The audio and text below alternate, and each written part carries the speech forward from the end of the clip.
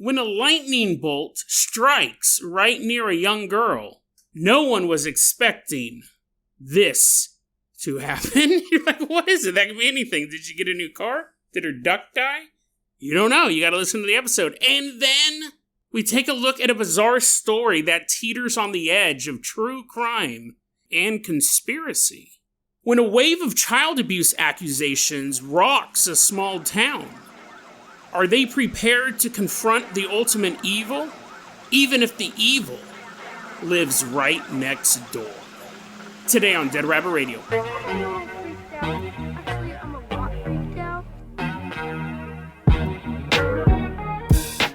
Hey everyone, welcome back to another episode of Dead Rabbit Radio. I'm your host, Jason Carpenter. I'm having a great day. I hope you guys are having a great day too. I hope you guys are having tons of fun doing whatever you're doing. We got a ton of stuff to cover today. So first off, running into Dead Rabbit Radio Command, everyone get on your feet and give it up for one of our longtime supporters. Give a round of applause to Aaron C. Woohoo, yeah, Aaron's walking on in, doing a little dance in Dead Rabbit Radio Command for our amusement. Aaron, longtime supporter of the show. That is why you are going to be our captain, our pilot this episode. If you guys can't support the show financially through the Patreon or the merch store, it's totally fine. It really, really is. Just help spread the word about Dead Rabbit Radio. That helps out so much. Tell your friends, tell your family, tell everyone you know. Dead Rabbit Radio is your favorite paranormal show. That is how you can help the show grow. Aaron, before we leave though, I want to talk a little bit about our Dead Rabbit Radio movie club. So we just did on Friday night our Dead Rabbit Radio movie night, and then on Saturday morning we did our very first Dead Rabbit Radio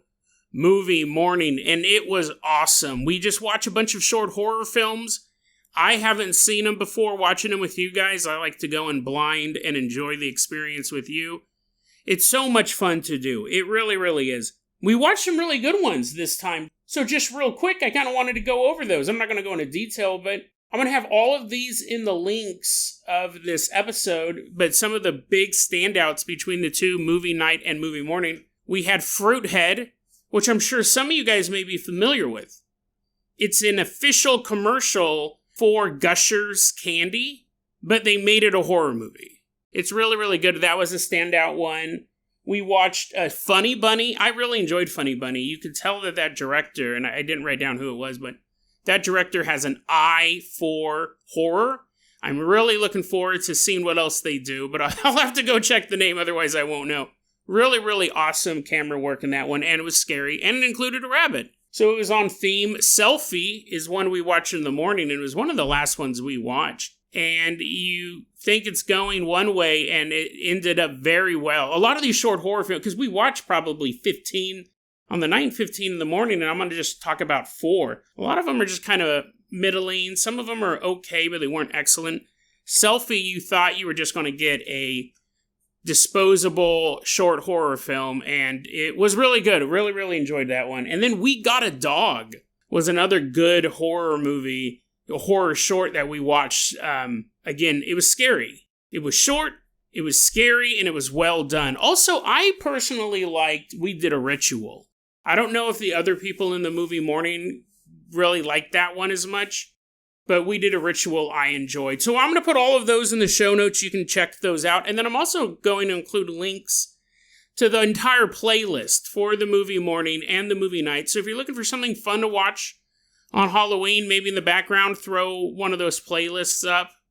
You're like, Jason, if there's 15 of them and you only mentioned 4, spread across 2 days, 4 out of 30. Yeah, but definitely watch those 4 or 5, including We Did a Ritual. Really, really enjoyed all that stuff. Love short horror. I think horror really excels at the short content. Short stories, short films. Lots of great stuff there. Well, with all that being said, I hope to see you guys at the next movie night and the movie morning. We're going to keep doing that. Once a month, we'll have a movie night. Once a month, we'll have a movie morning, because it is a blast to hang out with you guys and talk about these movies. Okay, Aaron, are you ready to go? He's giving me a thumbs up.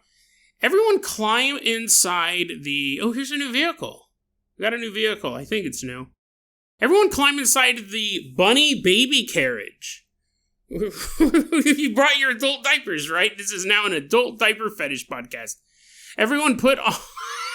Like, what? Everyone put on your adult diapers and your pacifiers, and you're like, okay, Jason, now it's getting kind of creepy. Okay, fine. I'm the only one dressed up like a baby.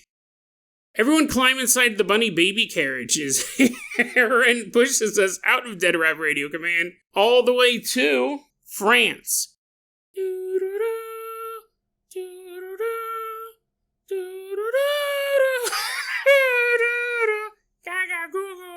That's the sound effect for the baby carriage, the bunny baby carriage. That is a vehicle I've done before, because I remember trying to do that go to sleep song, and I obviously can't hit the high note. I was like, oh no, I have made this sound effect before. The bunny baby carriage is not new. Anyways, Aaron's pushing all of us adult babies out to France. We're headed back to the year 1855. So real old-timey stuff.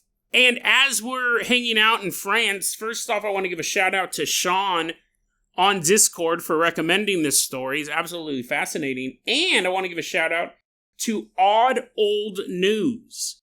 This is a website or a WordPress or something that you can access on the internet. It's one of those newfangled things that compiles old news, old weird articles.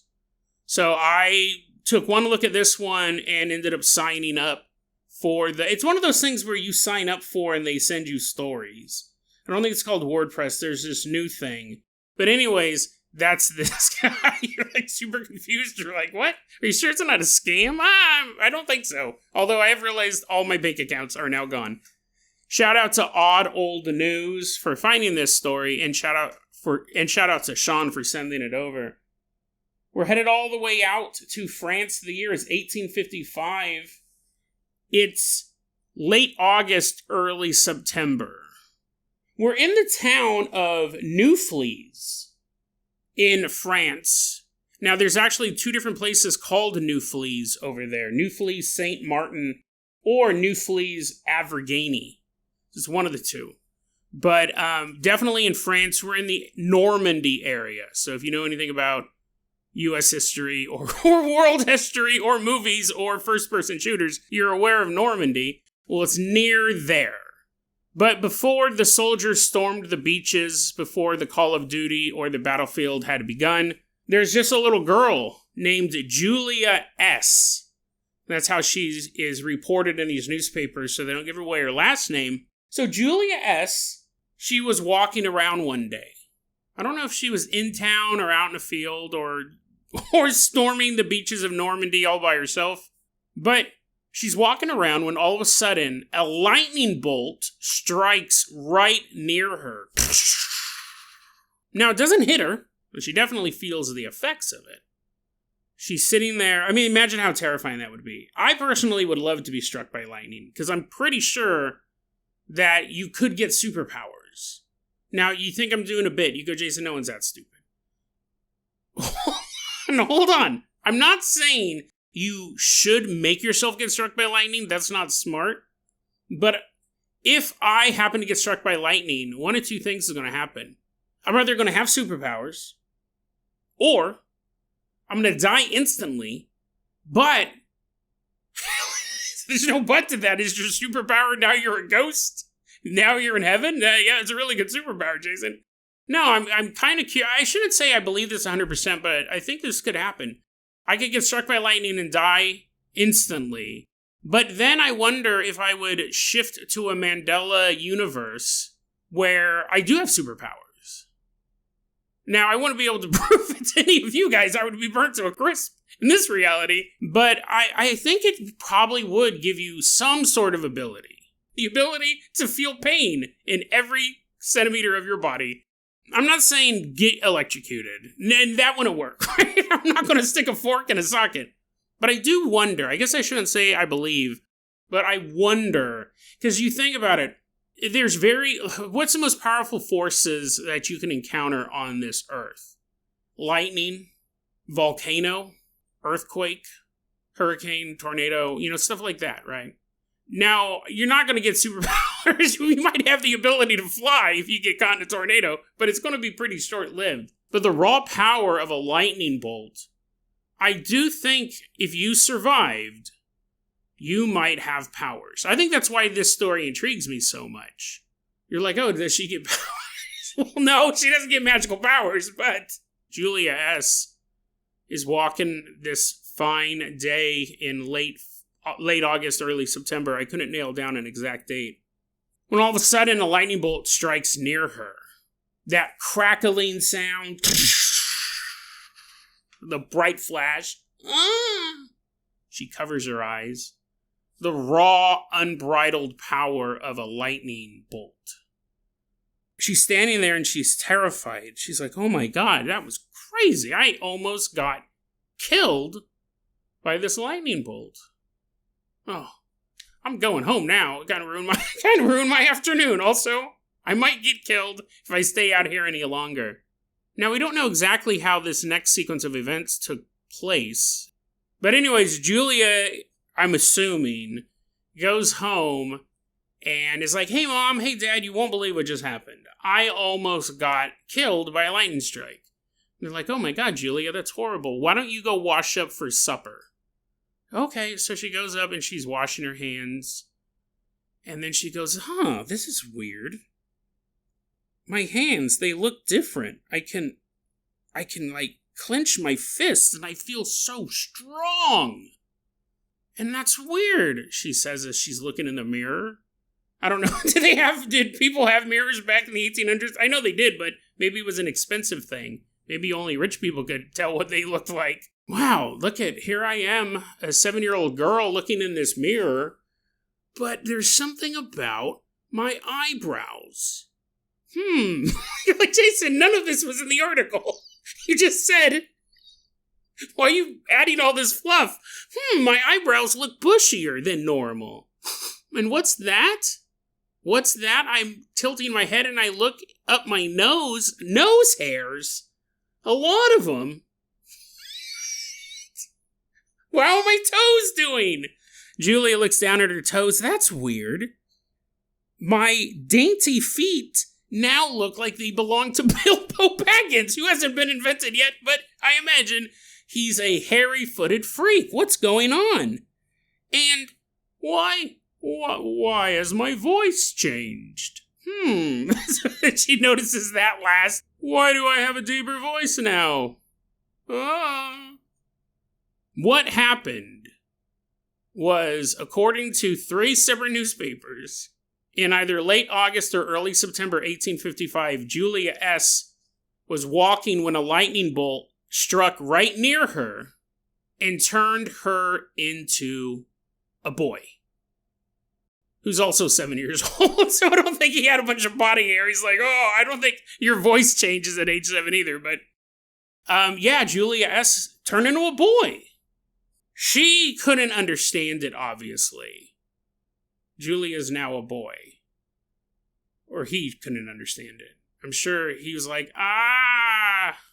look at my teeth. Do boys have bigger teeth than girls? I don't know. Look at my rib cage. This is what an extra rib feels like.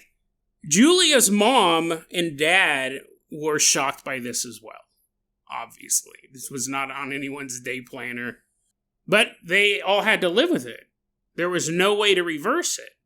The article originally came from a French newspaper in Normandy called Le Courrier de l'Eure, which is the region.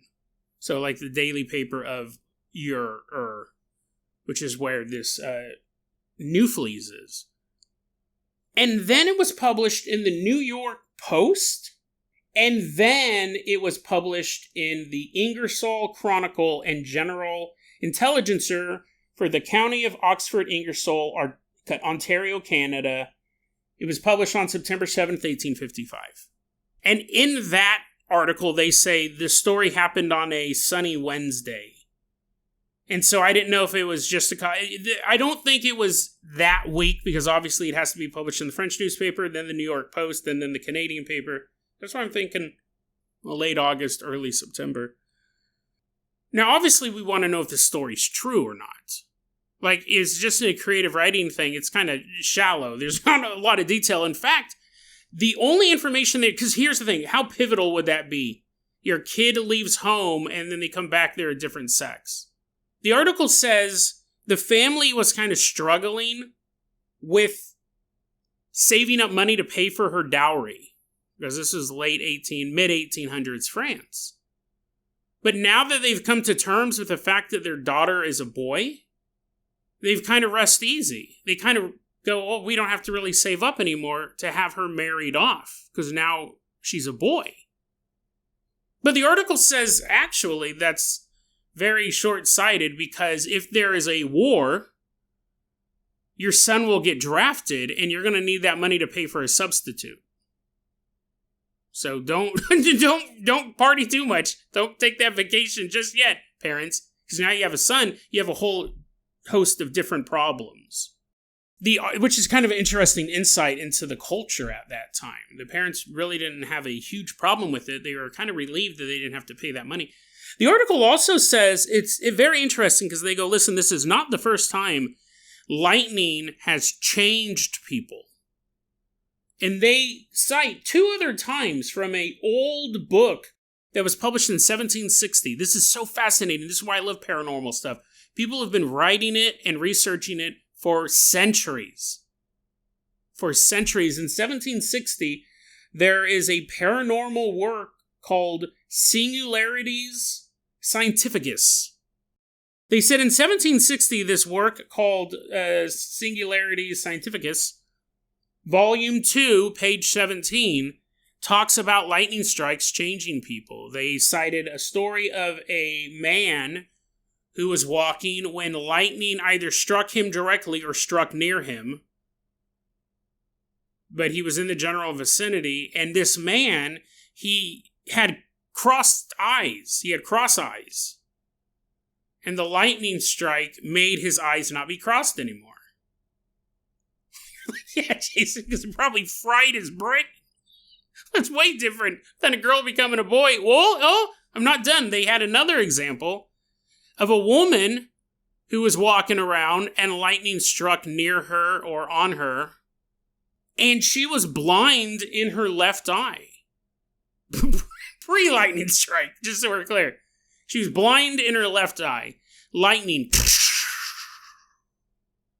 Now, well, not now because she's dead. This story happened in 1760, but back then, after the lightning strike, her vision to her left eye was miraculously restored. But she went blind in her right eye. Now, to be fair, the article goes, listen, there's a big difference between eyeballs and what happened to this girl. But they said, this isn't the first time lightning has had weird effects on human behavior. And the article is interesting because it tried to, scientifically explain a bit of this. They're saying that since the clouds would have been full of negative energy, the girl must have been charged with virtuarinos electricity. I was trying to look up what that word was. I got both virginal, like virtuous, as well as glass-like. It was the first one. I'm thinking it was saying that she was a virgin, so it turned her into a boy.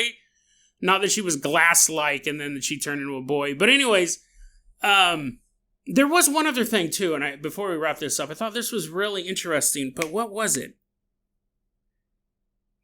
Oh yeah, the article ended like this. Quote, "We tremble to think," this is back when journalists could write themselves into a story. Quote, "We tremble to think of the complications which this accident might have occasioned had the victim, instead of a child, been a married woman or mother of a family." Unquote. That's true, right? It's absolutely true. Like, it happens to a 7-year-old girl, there's no controlling it. It just happens, and now you have to deal with it. But what if she was a mother? What if she... Here's my thing. They said that. Obviously, I have to go full body horror. What if she was pregnant? What if she was pregnant, and she got electrocuted, and now she's a man? Would she keep the womb? Would she keep the womb? Would she still be 8 months pregnant? I mean, you're like, Jason, the baby's cooked. I think she's going to be no months pregnant after she gets struck by lightning. But here's the thing. Lightning hits nearby, and you turn into a dude, but you have this womb. I assume the womb would disappear. And then the baby would be... It's like, it's like pushing intestines. It's like, I gotta breathe, Cuts open your colon, starts taking deep breaths. It's the closest pipe out, right?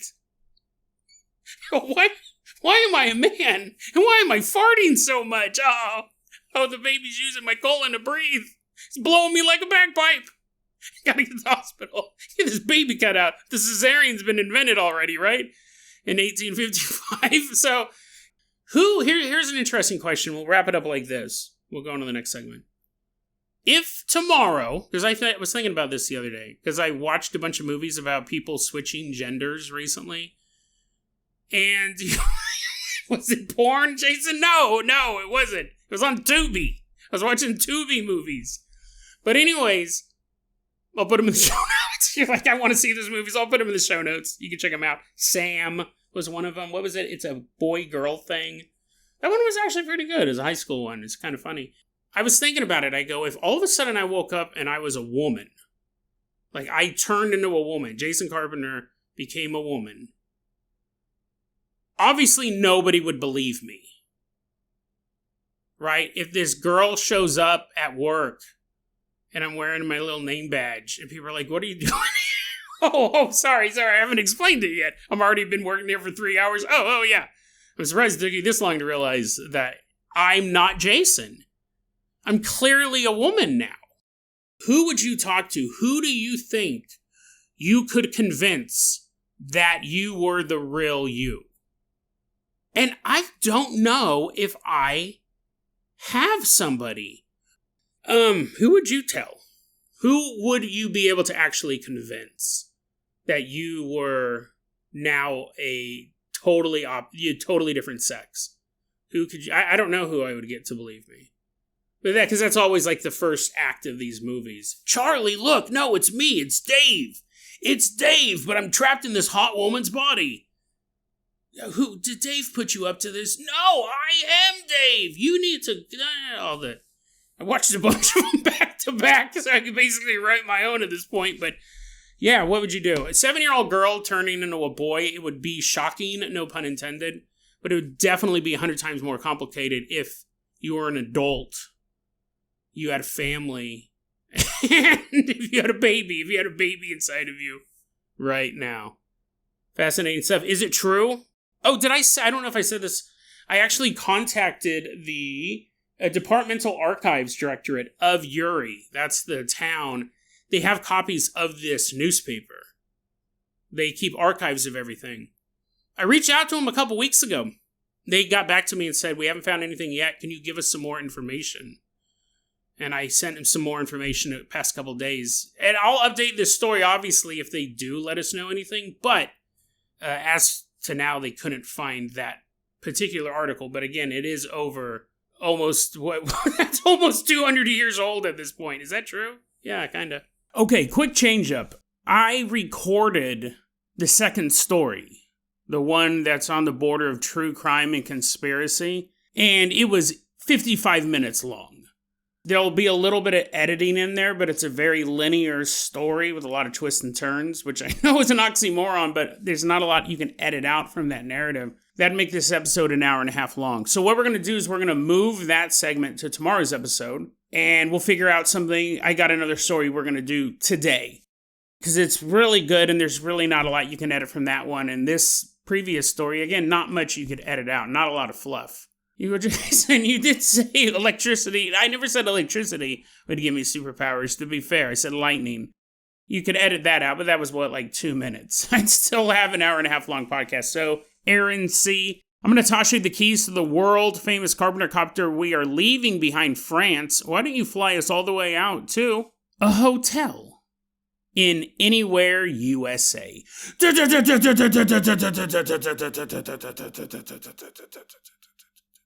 And as we're headed out there, these are getting backed up. I have so many new Dead Rabbit Radio recommends, and I know I spent time at the beginning of this episode talking about the short films we watched. I probably could edit that out as well, but I want to tell you about this stuff. And it's Spooktacular Spooktober. I know you guys are looking for some scary stuff to watch. And the movie, I mean, there's a lot of stuff I want to recommend. Good Boy was fantastic. I really enjoyed that. That gets a Dead Rabbit Radio recommends for sure. The movie about the dog on the haunted house. It's out of the theaters now, and I don't know if they're still showing it in the theaters, and I don't know if they'll include this on the streaming or the DVD copies. But it was really cool. At the end of Good Boy, they showed you how the movie was made. And the director says, we're appreciative that you guys came to the theater to watch this, so we're giving you a look at something that won't be available anywhere else. They may include it on the DVD. It's very interesting. How do you shoot a movie with a dog? It's not an actor dog. He goes, my dog didn't even know we were making a movie because it was the director's pet. He wasn't trained as an actor. So very good movie. Dead Rabbit Radio really recommends Good Boy, and I enjoyed it. But that's not the one. I mean, do watch that for sure. But the one that has been on my mind since I saw it just last week, I picked it out randomly. I knew nothing about it except that it's a movie told in the form of a man changing channels one night. He's changing channels on his television, and through the different shows he's watching, a larger story unfolds. I've seen this gimmick or variations of it tried a few times over the years. So when I saw this movie pop up on Amazon Prime, and that was the setup, I go, I'll give it a shot. Right? I was cleaning out my computer, moving stuff over to my new computer. It'd just be playing in the background. What's big deal? I'd say within 5 to 10 minutes of it, and I almost never do this, I stopped what I was doing, stopped what I was working on, full screened the movie and watched it, and it was awesome. It's called Transmission. And that is the movie. This guy is changing channels, and a story plays out. It's really, really interesting. Like, again, that's the only thing I want to tell you. I think that's all you really need to know going in. Because as the story evolves, as you start to put the pieces together, it's a really fun journey, and it's scary. It's a scary movie, and you don't think it would be, because he's changing in between puppet shows and a sci-fi classic and a 1980s sex comedy and the news reports and a documentary and like a Bible guy, like a reverend, a televangelist. It's really good. I really recommend it. I've seen this gimmick tried before. I've never seen it work. So thumbs up to the gimmick and thumbs up to an awesome story. An awesome story. It's great for Halloween. Dead Rabbit Radio recommends Transmission. Aaron C. is flying us all the way out to this hotel. We're about to meet a young girl who has previously appeared on this show. A young girl who we named Clara, not her real name. She was involved in the story where she was at an elementary school bathroom, and when she walked in one day, she saw a pair of brown men's dress shoes floating in the air. And she ran away. And she always thought like she had seen... She didn't believe what she saw. She kept saying, I had to have seen something else. I had to have seen something else. But then years later, she finds out that another girl had encountered those shoes in that same bathroom in Peter Pants at school. She now knew that just wasn't her imagination. That it actually was something. Sorry if my mouth... I'm sick, so I know I might sound a little more mealy mouth than I usually do, so I apologize for that. It's distracting me. But anyways, Clara, as an adult, works at a hotel. And on this particular night, she had to get in the elevator and go upstairs. Or maybe go downstairs. It's not actually specific. But she goes in the elevator and she says, I went into the elevator. I was all alone in the elevator. And then all of a sudden, tling, tling, tling, tling, tling. That was the sound of a quarter falling from the ceiling and hitting the elevator floor right in front of her. And she looks down and she sees the quarter. She looks up. she sees the roof of the elevator. Oh, okay. I mean, maybe you can imagine a quarter ended up in the elevator shaft. It was on the elevator roof, fell through some sort of Plinko machine in there, and landed in front of her. That's understandable. She takes the, it's very unlikely, but understandable. She takes the quarter. Later that same night, through the course of her job, she has to get back in the elevator. Once again, she's all alone in the elevator. The elevator's moving, and something catches Clara's attention. And she said, how elevators have all of these gadgets in them. You have the fire pull thing. If you want more fire, you have the lock key thing and the buttons, obviously. But something that a lot of elevators have is a mirror. And I don't know if that's so you can preen in the elevator or just so you can keep an eye on who's behind you, because you're really trapped with no other witnesses. So that might be, the mirror may be a safety device, or at least give you a little bit of comfort. Something catches Clara's attention, and she looks up and she says, right on the edge, she described it as the infinitesimally small ledge of the elevator mirror, was her exact words. There was a quarter perfectly balanced there. And even with the elevator moving, it stayed put. And Clara looks at that quarter, picks it off the mirror, and keeps it. She says all these years later, she still has both quarters. She calls them her spooky, mysterious quarters. It's a very basic story. And I'm not done. Right? You're like, that was it? That was it? I want to hear about the true crime conspiracy, the time the clowns took over that town in the Netherlands. That's the story that I did cover, but it's too long. So you have to wait till tomorrow. But I'm not done, because she takes these quarters and she posts a story online. And what we find is other people coming forward with their money stories. And I found the weirdest ones to talk about. And I have a way to kind of tie all of these together, I think. But she posted this story, and other people have had also mysterious encounter with coins. There was one guy, he said, we'll call him Jacob, he said he used to live, or maybe he still does, but a couple years ago, he was in the United Kingdom, out in the countryside in the United Kingdom, and he's laying in bed. He said he lives alone, and he's laying in bed, browsing his phone before he goes to sleep. So he's just sitting there, or laying there, messing around with his phone, and then he looks down, right? You're holding your phone, you look down, and on his bare chest, he sees a coin. There's a coin on his chest, right where his chin is touching his chest. It's like, what? He didn't go to bed with it. He didn't feel it hit him or be placed on him or anything.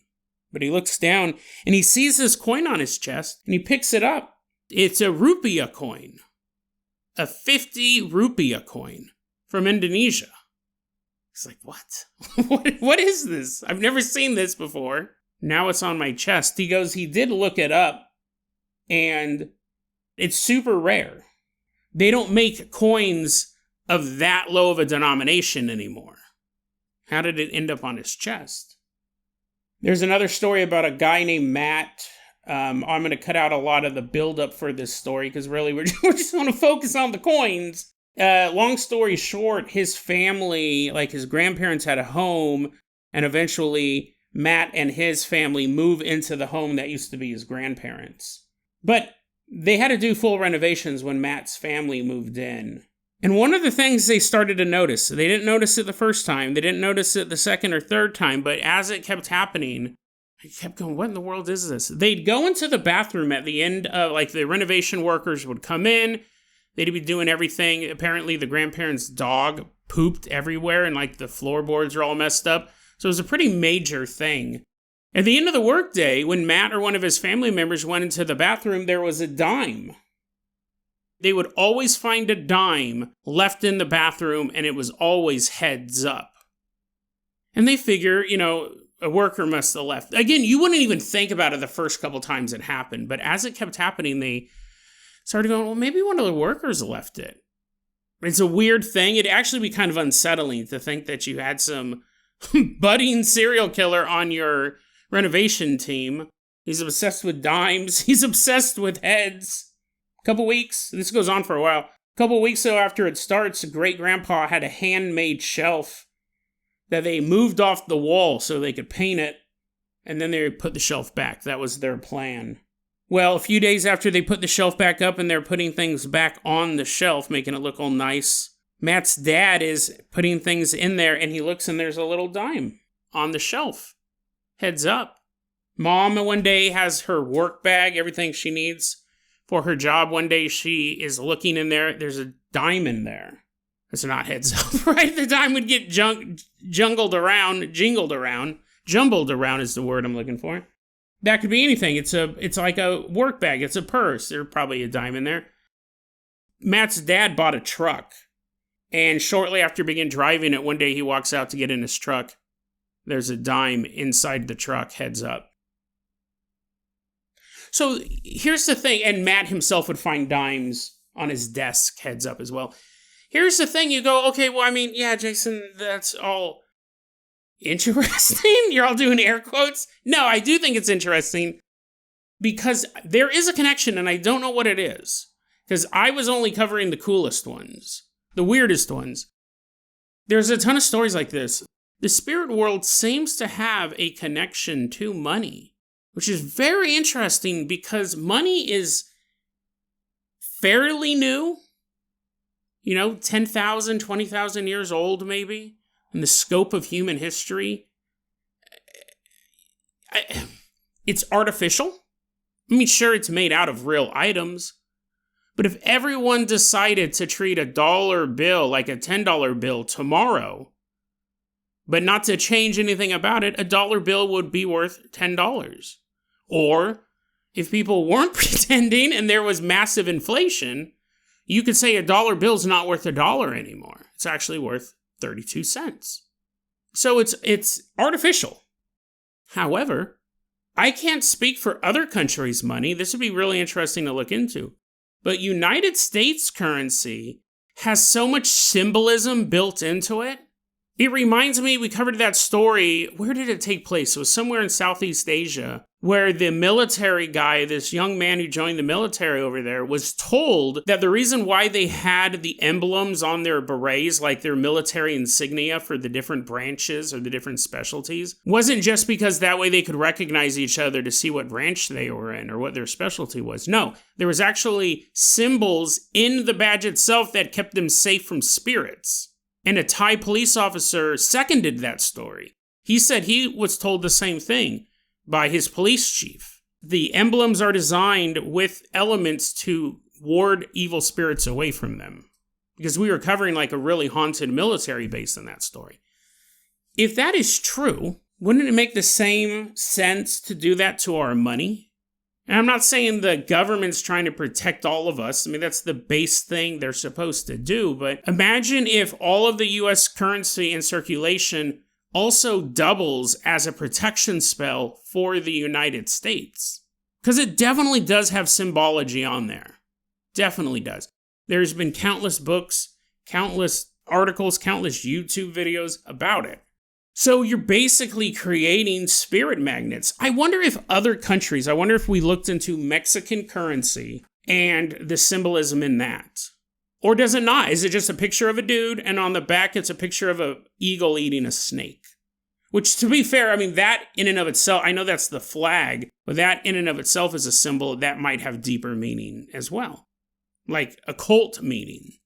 Like it actually is not just there saying, oh, it's about, the mighty bird fighting the snake or whatever. I don't know why that's their symbol for their flag, but I mean, think about it. It would make more sense for our money to have like the American flag on the back of it and a president on the front of it.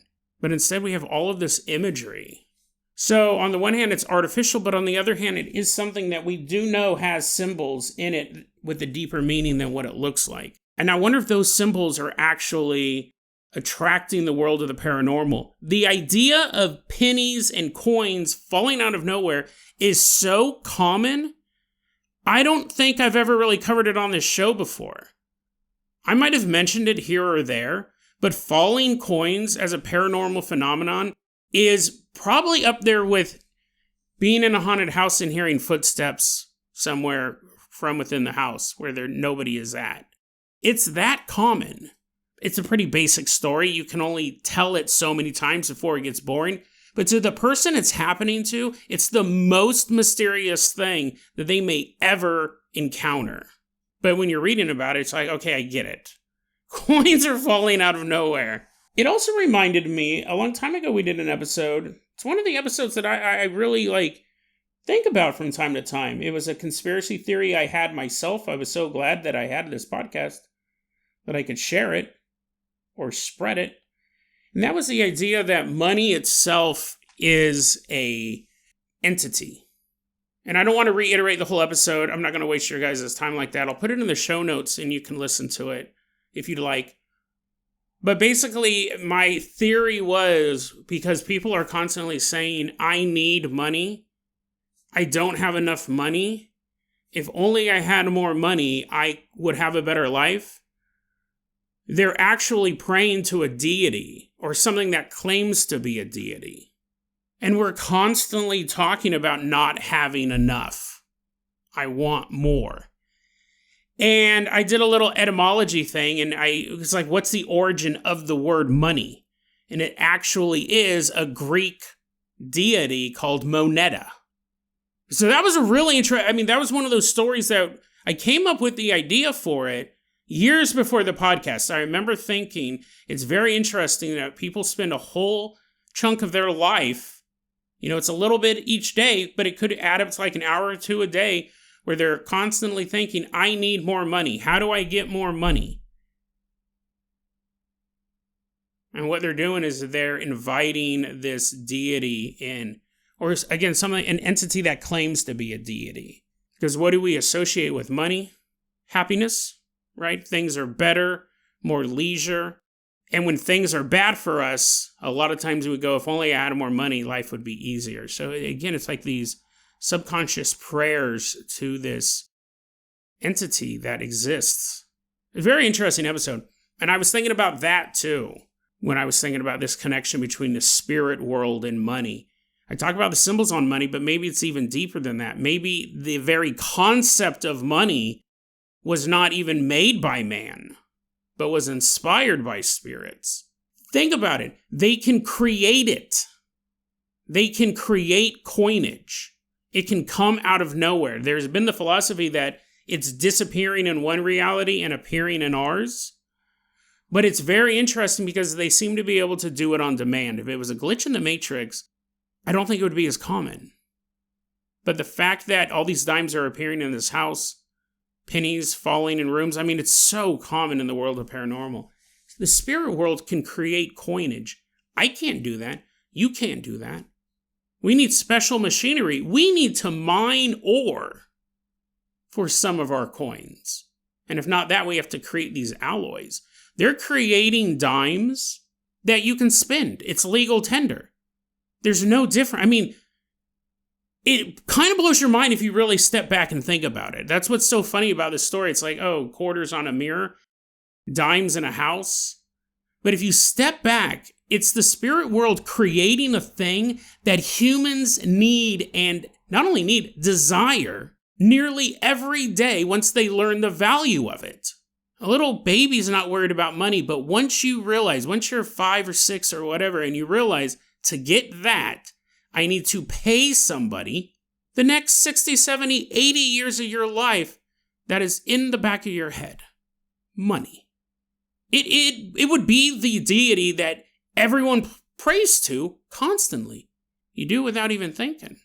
All of this psychic energy you're feeding into this entity. And they can create it. The spirit world can just make it. They can just create something that you need and that you want and that you pray to. They create it like it's nothing. To wrap this up, I thought this was really interesting. And I think we covered this, but I don't remember if we went into this detail. I'll put the episode in the show notes. We did an episode about Native American police officers who part of their job was paranormal related. Their area, their reservation, or tribal land, I don't know if they still call them reservations, honestly, But their area that they patrolled was so steeped in paranormal activity, the police officers had to learn how to deal with it. And one of these officers, Stanley Milford Jr., he was a Navajo Ranger, and he wrote a book called The Paranormal Ranger. And this guy, not Stanley, but the person who posted this underneath the name Jux206 posted this. I thought this was really interesting. This is a quote from Stanley Milford. Was interviewed once about, doing a promo tour for his book during one of his just standard routine investigations. Quote, "In 2 days, there were 66 U.S. coins that would apport or just appear out of thin air and fall on the floor, or they would come flying across the room. Sometimes they would hit us investigators. Out of all of those 66 coins, they all landed heads up." Unquote. A small story, a basic ghost story. The stakes couldn't be lower. And yet, if you step back and you look at it, it is one of the most baffling paranormal occurrences out there. How do they make money? Who's doing it? And how do they do it? It's so common. And yet, to create coinage, let alone throw it through a house or drop it from a ceiling, simply to mint the coin, a legal coin you can take to any bank, pawn shop, or just use it at a grocery store. Take it to a metallurgist, that's how you say that, get it analyzed. It's a real coin. Why money? How do they do it? I'm honestly at a loss of words for this story. It's that weird. This is the first time I think I've really stepped back to take a look at it like this. And fascinating. That's all I can say. I just don't understand it. It's really one of those things, right? I was like, girl struck by lightning becomes a boy. That's weird. I think this is weirder than that. I really, really do. I really, really do. I'm just gonna keep muttering for the next 5 minutes if I don't wrap it up. DeadRabbitRadio@gmail.com is going to be our email address. You can also hit us up at Facebook.com/DeadRabbitRadio. TikTok is @DeadRabbitRadio. Dead Rabbit Radio is the daily paranormal, conspiracy, and true crime podcast. You don't have to listen to it every day, but I'm so glad you listened to it today.